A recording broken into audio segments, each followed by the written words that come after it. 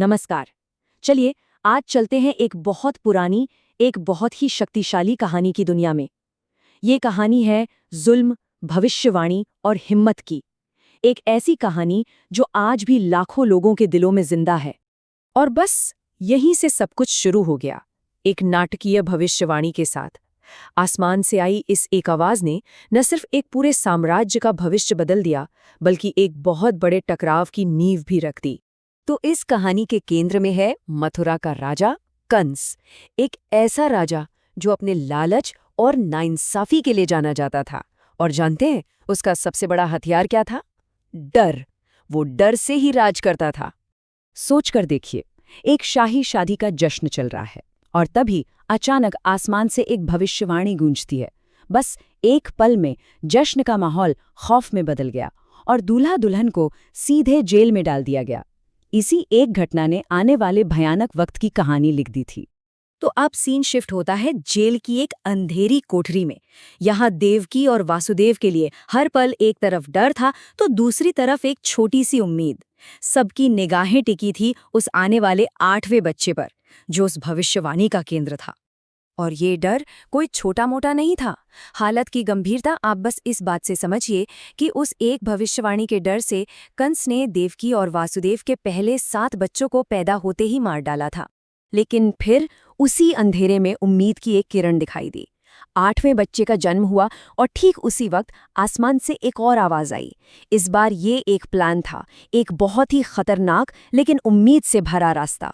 बच्चे को किसी भी हाल में बचाना था।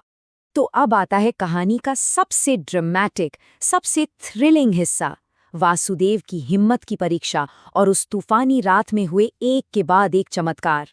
उस रात जो हुआ वो वाकई हैरान करने वाला था। ऐसा लग रहा था मानो पूरी कायनात उस बच्चे को बचाने में वासुदेव की मदद कर रही हो। उनकी बेड़ियां अपने आप खुल गईं, जेल के दरवाजे खुले मिले और उफनती हुई यमुना नदी ने भी शांत होकर उन्हें रास्ता दे दिया। ये सब किसी दैवीय शक्ति का ही इशारा था। और बस उसी पल, उस तूफानी नदी के बीचों बीच जब एक बड़े से नाग ने बच्चे के ऊपर अपना फन फैलाकर उसे बारिश से बचाया, तब वासुदेव को ये एहसास हुआ। उन्हें समझ आया कि वो जिसे टोकरी में ले जा रहे हैं वो कोई आम बच्चा नहीं है। ये पॉइंट बहुत दिलचस्प है। देखिए, यहाँ पर हमें 2 तरह की ताकतें एक साथ दिखती हैं। एक तरफ है वासुदेव, जिनका प्यार और हिम्मत उन्हें एक्शन लेने पर मजबूर करते हैं, और दूसरी तरफ है नन्हे कृष्ण, जो खुद कुछ नहीं कर रहे लेकिन उनकी मौजूदगी ही सब कुछ करवा रही है। ये एक पिता की हिम्मत और एक दिव्य शक्ति का कमाल का संगम था। सफर तो पूरा हो गया, पर कहानी अभी बाकी थी।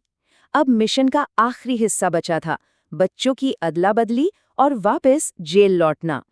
गोकुल गांव में वासुदेव ने बहुत चुपचाप अपने बेटे को अपने दोस्त नंद और यशोदा की नई नई जन्मी बेटी से बदल दिया, और फिर जैसे गए थे वैसे ही रहस्यमयी तरीके से वापस जेल पहुंच गए, मानो कुछ हुआ ही ना हो।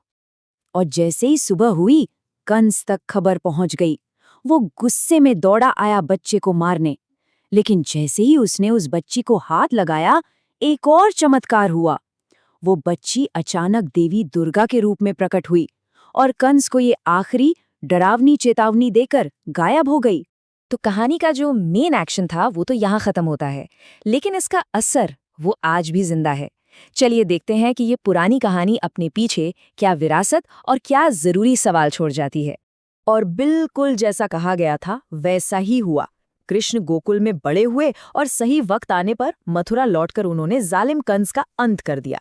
मतलब कंस जिस किस्मत से भाग रहा था, उसी किस्मत ने उसे आखिर में पकड़ ही लिया। देखिए, ये कहानी सिर्फ किताबों में नहीं है। हर साल जन्माष्टमी का त्योहार इसी कहानी को याद करने और सेलिब्रेट करने के लिए मनाया जाता है। इससे पता चलता है कि इसकी जड़ें हमारी संस्कृति में कितनी गहरी हैं। अब ये कहानी हमें कुछ बहुत गहरे सवालों पर सोचने पर मजबूर करती है।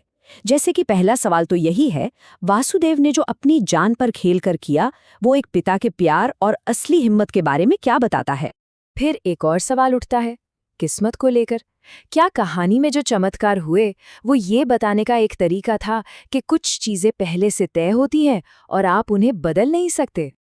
और आखिर में शायद सबसे बड़ा सवाल ये है कि कंस का अंत क्यों हुआ? क्या इसलिए कि ऐसी भविष्यवाणी हुई थी, या इसलिए कि उसने उस भविष्यवाणी से डरकर इतने क्रूर काम किए कि उसका अंत होना तय हो गया? ये एक ऐसा सवाल है जिस पर सोचना तो बनता है।